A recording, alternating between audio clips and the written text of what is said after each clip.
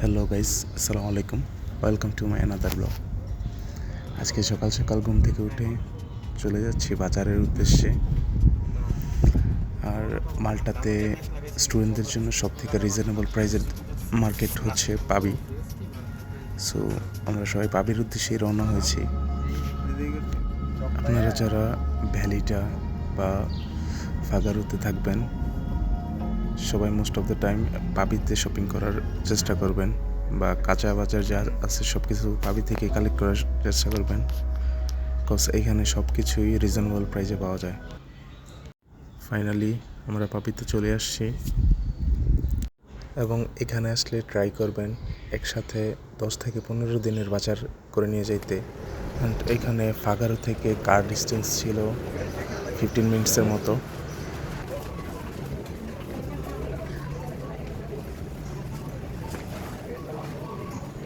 ভিতরে ঢুকে দেখি সব চাইনিজ, মাল্টিস অ্যান্ড ইন্ডিয়ানদের সমারোহ। বাংলাদেশি লোক হাতে গোনা 1-2 জন ছিল, শুধু আমরাই 4 জন ছিলাম বাঙালি।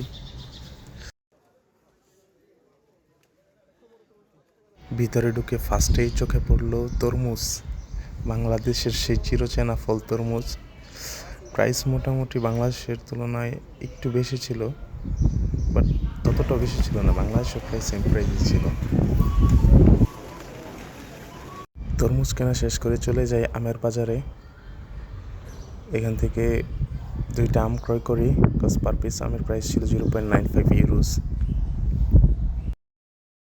এইখানে আমগুলো সব পিস হিসেবে বিক্রি করা হয়ে থাকে। দেন আম কেনা শেষ করে চলে যাই আপেলের মার্কেটে। দেন আমরা আপেল ক্রয় করি। আপেল ক্রয় করা শেষ হলে আমরা চলে যাই সবজি মার্কেটে। দেন আমাদের দৈনন্দিন জীবনে যেসব সবজির প্রয়োজন অ্যান্ড হচ্ছে আদার্স যে তেল, মশলা, চিনি, আটা, রুটি যেগুলোর প্রয়োজন সব কিছুই ক্রয় করে নিই অল্প সময়ের মধ্যে। ও আরেকটা কথা, এখানে আবার চিকেন, বিফ এগুলো আবার হালাল না, কাছরা হালাল হয়েতে এগুলা মানে জবাই করে না। দ্যাটস ওয়াই স্টুডেন্ট মানে মুসলিম স্টুডেন্ট যারা আছেন তারা এখান থেকে মানে ফ্রোজেন জাতীয় গরুর গোশত, চিকেন এগুলো ক্রয় করবেন না।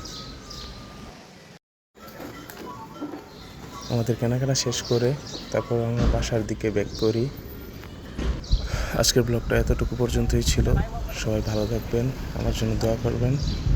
সবার জন্য শুভকামনা রইল। আসসালামু আলাইকুম, আল্লাহ হাফেজ গাইস।